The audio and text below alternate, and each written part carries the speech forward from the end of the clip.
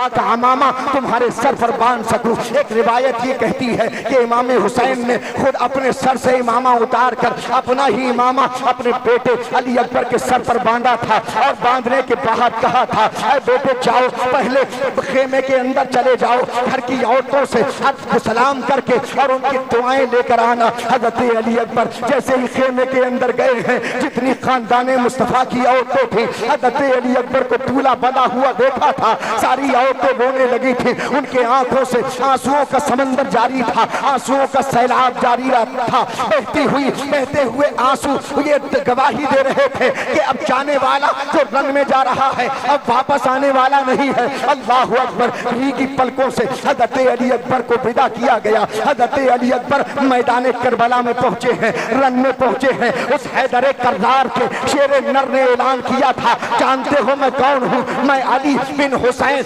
अली बिन हुसैन हूँ, यानी हुसैन का बेटा अली अकबर हूँ। जानते हो कौन हुसैन? वो तो हैदर कर्रार का बेटा है।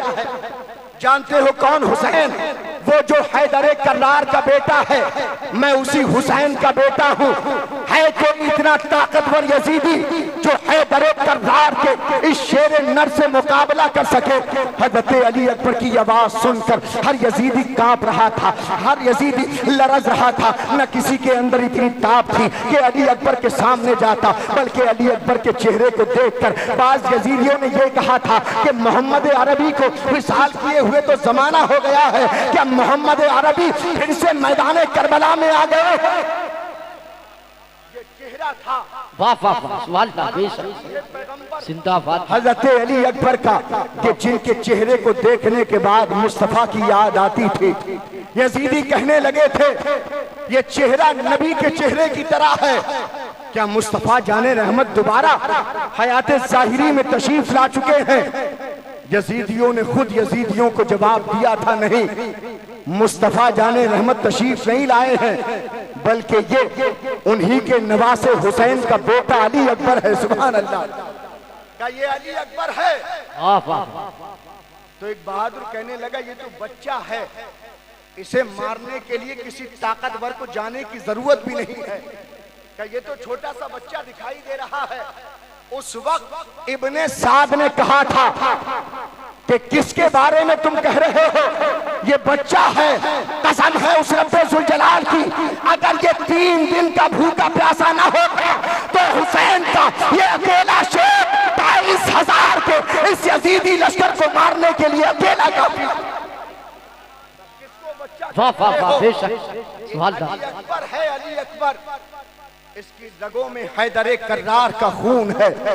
जब बार बार अली अकबर ने पुकारा और कोई सामने नहीं आया लड़ने के लिए, हजरत अली अकबर ने खुद अपने घोड़े के लगाम को पकड़ा है और यजीदियों पर हमला कर दिया है। हजरत अली अकबर मैसरा की तरफ जाते थे तो मैसरा को साफ कर देते थे, मैमना की तरफ जाते थे तो मैमना को साफ कर देते थे। यजीदियों के फौज के कल्ब पर अगर हमला करते थे तो उसे मुंतशिर कर कर रख देते थे। हजरत अली अकबर मारते जा रहे हैं, यजीदी कत्ल होते जा रहे हैं, गाजर मूलियों की तरह कत्ल हो रहे हैं। यहाँ हजरत अली अकबर मारते मारते अचानक फिर प्यास की शिद्दत महसूस होती है। हजरत अली अकबर ने अपने घोड़े की लगाम को पकड़ा है और अपने खेमे की तरफ मोड़ दिया है और अपने बाबा हुसैन को पुकारते हुए कह रहे हैं, ऐ बाबा जान, प्यास की शिद्दत है, तड़प रहा हूँ, सिसक रहा हूँ, ऐ बाबा जान, पानी का एक कतरा दे दे। इन सारे यजीदियों को मारने के लिए मैं तन्हा काफी हूँ, मैं अकेला काफी हूँ। ये कहते हुए हजरत इमाम हुसैन के करीब पहुंचे हैं। इमाम हुसैन ने हजरत अली अकबर को घोड़े से उतार कर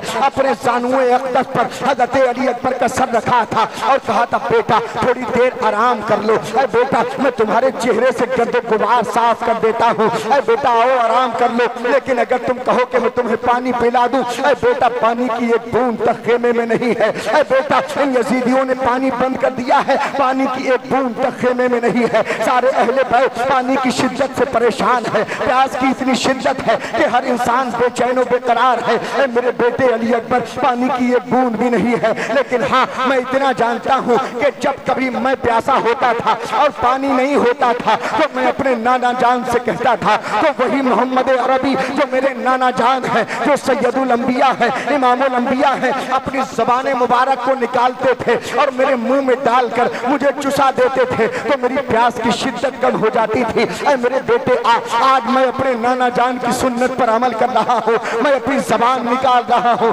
बेटा मेरी इस जबान को चूस लेना, तेरी प्यास की शिद्दत कम हो जाएगी, तेरी तकलीफ कम हो जाएगी। इमाम हुसैन ने जबान को निकाला है, हज़रत अली अकबर ने अपने मुंह में उस जबान को लिया है और चूसने लगे हैं। चंद लम्हात तक हज़रत इमाम हुसैन की जबान को चूसते रहे। दिल को थोड़ी सी तसल्ली हुई, सुकून मिला। हज़रत अली अकबर उठकर खड़े हो गए। ऐ बाबा जान मुझे फिर इजाजत दे, मैं इन यजीदी भेड़ियों की तरफ जाना चाहता हूँ। हज़रत इमाम हुसैन ने कहा था बेटा प्यास तुम्हें लगी है, प्यास की शिद्दत है, तुम बेचैनो बेकरार हो प्यास की वजह से, लेकिन परेशान ना होना।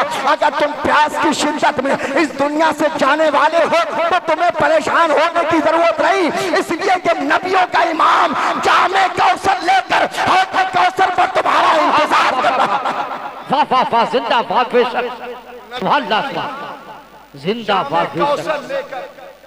हौज़े कौसर पर तुम्हारा इंतजार कर रहा है। ऐ मेरे बेटे परेशान होने की जरूरत नहीं है। अपनी बात को रोककर मैं तुमसे सवाल करना चाहता हूं। मैदाने करबला में 72 नफूसे कुदसिया ने शरीयत मोहम्मदिया को यहां तक सही और सालिम पहुंचाने के लिए अपने सरों को अपने तनों से जुदा कराया। राहे मौला में अपने सरों को कटवाया था।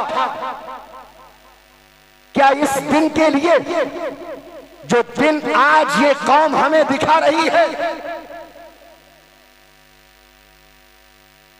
देखिए सबसे पहली बात तो ये कि मेरा निशाना कोई खास आदमी नहीं है, तो तकलीफ होना भी नहीं चाहिए।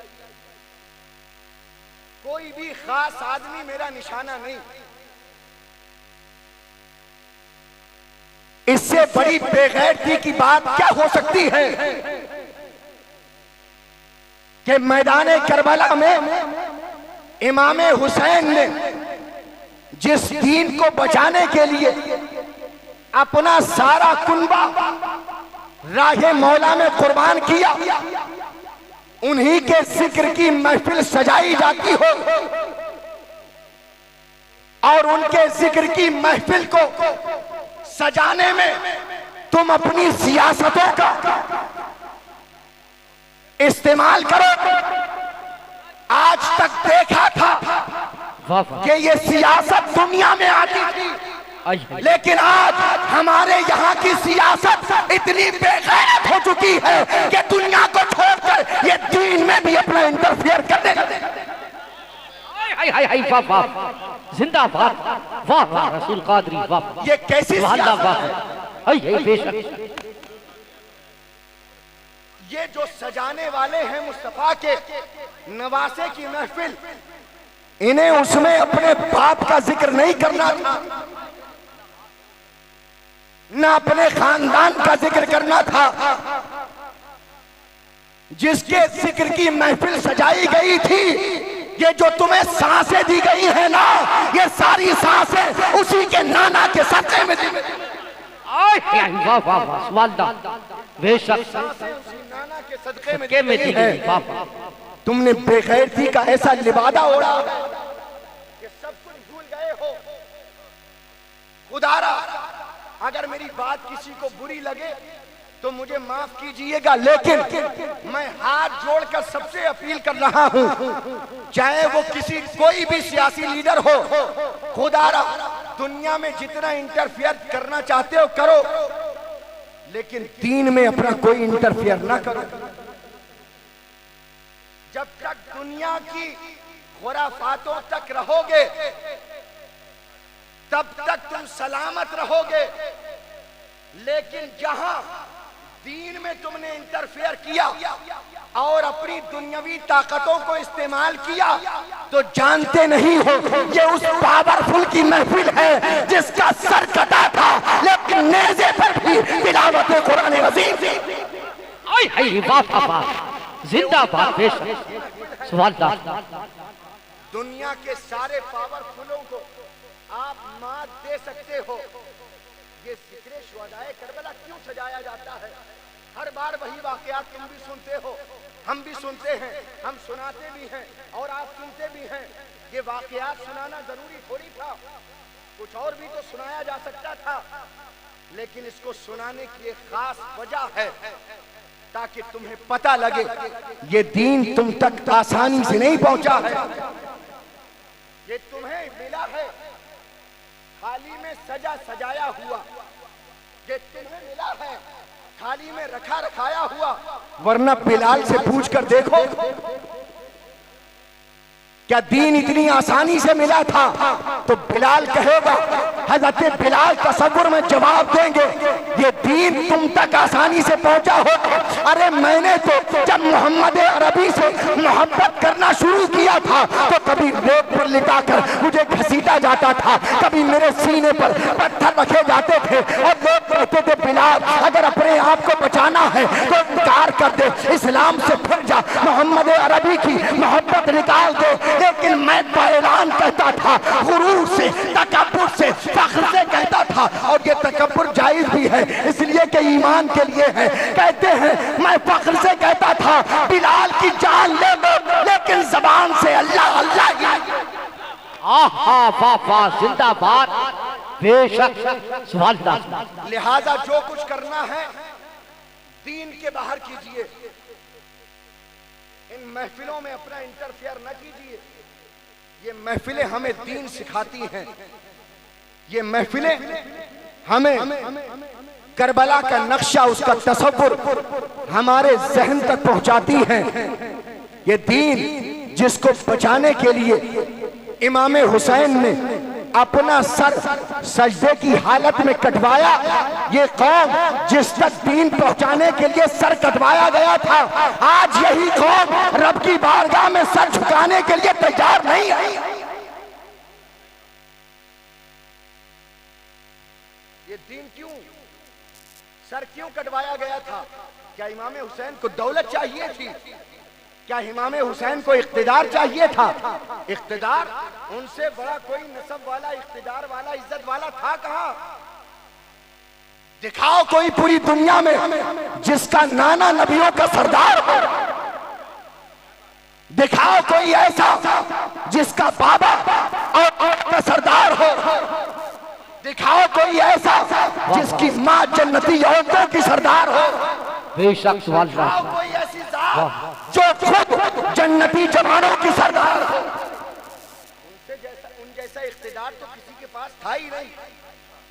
ये दीन तुम तक पहुंचाने के लिए मैदान करबला में अपना कुंबा राहे हक में कुर्बान किया गया है, तुम तक दीन पहुंचाने के लिए।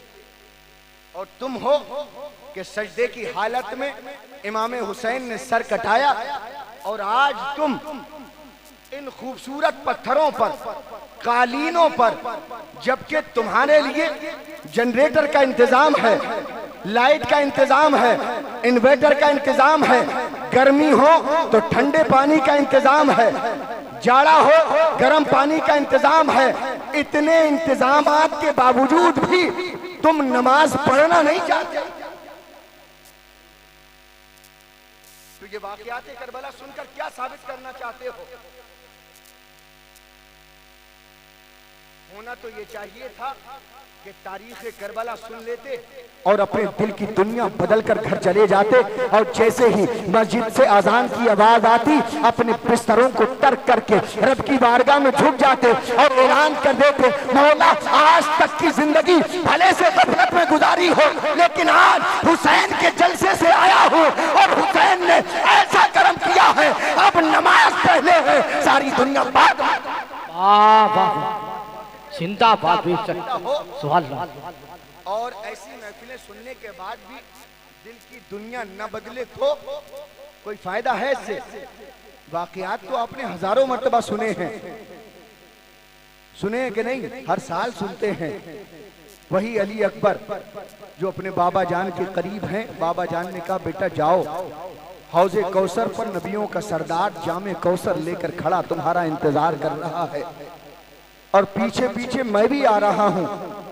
बेटा जितने वाकयात अपनी आंखों से देखे हैं मैदान करबला में, सब अपने बाबा जान से, मेरे नाना जान से बयान कर देना और कह देना कि ये कौम जो तुम्हारा कलमा पढ़ती थी, आज उसी कौम ने तुम्हारे खानदान को, तुम्हारे कुनबे को कत्ल कर दिया।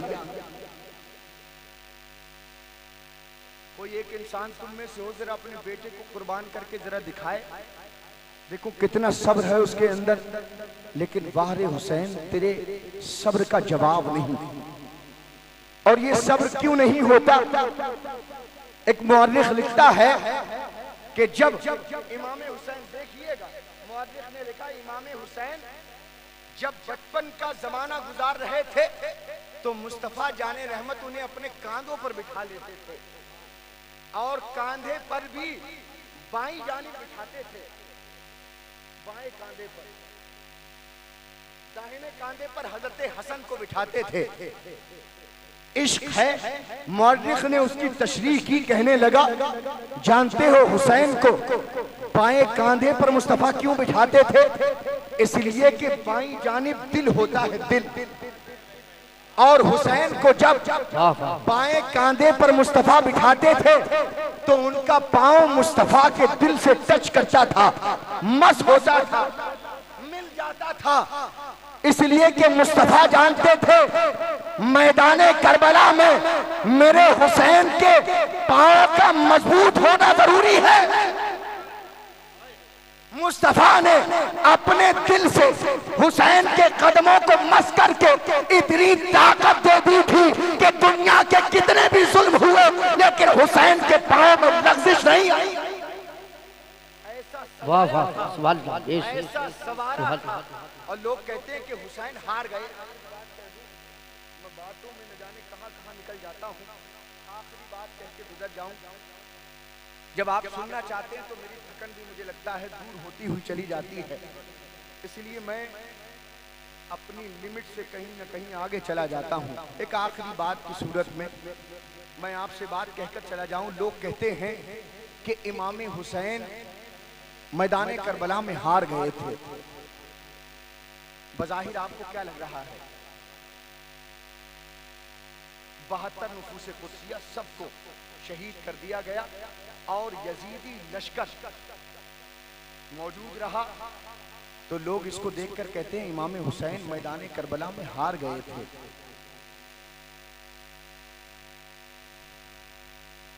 और वो कहते हैं कि जब इतने बड़े नाना के नवासे थे, उस नाना की ज़बान मुबारका ऐसी है कि वो नाना जब मिंबर पर खुतबा देते और कोई सहाबी खड़ा हो जाता, या रसूल अल्लाह पानी की किल्लत है, जानवर परेशान हैं, खेत खलियान में पानी नहीं है, या रसूल अल्लाह पानी की दुआ कर दे। मुस्तफा हाथ उठाते थे, हाथ नीचे बाद में आता था, बरसात पहले होने लगी। नाना इतना पावरफुल था, तो अगर नाना दुआ कर देते तो क्या हुसैन मैदान करबला में बचते नहीं? बचते के नहीं? अगर इमामुल अंबिया दुआ कर देते तो बच जाते इमाम हुसैन। और खुद हुसैन की ताकत का ये आलम था कि जब इमाम हुसैन ने जंग से पहले कहा था खेमों के चार पीछे किस्म खंदक खोद दी जाए और उसमें आग लगा दी जाए, इमाम हुसैन के हुक्म पर अमल हुआ। खेमे के पीछे खंदक खोद कर उसमें आग लगा दी गई। तो एक बदबख्त यजीदी बोला, हुसैन क्या हुआ? तुमने तो जहन्नम की आग से पहले ही अपने लिए दुनिया में आग जला ली है। अल्लाहु अकबर, माज़ल्लाहि रब्बिल आलमीन। यानी कहना ये चाहता था कि तुम मरने के बाद भी जहन्नमी हो और जहन्नम में पहुंचने से पहले ही तुमने अपने लिए दुनिया ही में आग लगवा ली। इतना सुनना था, हुसैन ने अपने हाथों को उठाया, ऐ मौला ये बदबख्त जो मुझे जहन्नमी कह रहा है, ऐ मौला इसे दुनिया ही की आग में जला देना। इतना जुमला निकला था कि जिस घोड़े पर वो सवार था उस घोड़े का पांव एक सुराख में गया और ये फिसला तो इसका एक पांव रकाब में अटक गया और घोड़ा भागने लगा। घोड़ा भागते भागते खंदक के ऊपर से जब कूदा था और इसको उसने खंदक में फेंक दिया था। पता लगा इधर हुसैन की जबान से जुमला निकला था कि मौला इसे दुनिया की आग में जलाना, जुमला निकला है। परवरदिगार आलम ने उनकी दुआ को कबूल फरमा लिया।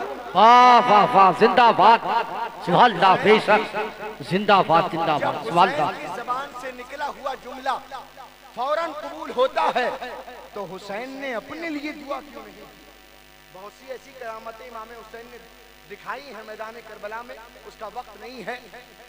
अगर हुसैन की जबान में इतना असर था, इतनी ताकत थी, तो इमाम हुसैन ने अपने बका के लिए दुआ क्यों नहीं की? वो चाहते तो दुआ कर देते, मौला तबारक व तआला यजीदियों को फना कर देता, खत्म कर देता। इसलिए कि हुसैन की जबान में ताकत थी, लेकिन हुसैन ने दुआ नहीं की। जानते हो किस लिए? इसलिए कि हुसैन मैदान करबला में पैगाम देना चाहता था। ऐ मेरी कौम के लोगों सुन लो, मैंने मैदान करबला में यजीदियों की मौत के लिए दुआ नहीं की है, इसलिए कि मेरी तरबियत कहीं और नहीं इमामुल अंबिया की गोद में हुई है, कहीं और नहीं फातिमतुज ज़हरा की गोद में हुई है। मुझे उंगली पकड़कर चलाने वाला कोई और नहीं हैदर कररार है, इसलिए कि उन्होंने बचपन से लेकर अब तक मुझे इतना सवारा है, इतना निखारा है कि मैं जानता हूं कि जब इम्तिहान गाह में हो तो नकल करने की जरूरत नहीं, जो नकल करता है वो कमजोर स्टूडेंट कहलाता है। कमजोर जो इम्तिहान गाह में नकल करे वो कमजोर कहलाता है, कमजोर तालिबे इल्म कहलाता है। और हुसैन कमजोर नहीं है, हुसैन की तरबियत मुस्तफा ने की है। हुसैन कमजोर नहीं है, इसलिए कि उसने फातिमतुज ज़हरा का दूध पिया है। हुसैन कमजोर नहीं है, इसलिए कि उसके बाजू में हैदर कररार का खून है। तो फिर हुसैन ने दुआ क्यों नहीं की? इसलिए कि वो जानते थे कि ये इब्तिदा से लेकर अल्लाह तबारक व तआला ने ये ऐलान कर दिया था, ऐ मेरे हबीब, तेरा नवासा मैदान करबला में गर्दन कटाएगा, कुर्बा लुटाएगा। गर्दन तो कटेगी, कुर्बा तो लुटेगा, लेकिन वही कटा हुआ सर तेरे दीन को बचाता हुआ चला जाएगा। वाह वाह, जिंदाबाद, बेशक, सुभान अल्लाह, लेकिन तेरे दीन को बचा लेगा। तो जिस दीन को बचाने के लिए इमाम हुसैन ने सारे कुनबे को राह हक में कुर्बान किया है, क्या हम उस दीन की पामाली नहीं कर रहे हैं? शराब का गिलास हमारे हाथों में है और ये फेल यजीद का था, हुसैन का नहीं। अब आप फैसला करके बताइए क्या हैं आप? जिना करने वाला यजीद था, हुसैन नहीं। आप अगर जिना के करीब जाते हैं तो खुद फैसला कीजिए कौन है आप। इसलिए कि आपके किरदार से पता नहीं लगता। नारे लगाने से कोई हुसैनी नहीं हो जाता। अवाम को दिखाने के लिए सिख हुसैन का कर लो तो कोई हुसैनी नहीं हो जाता।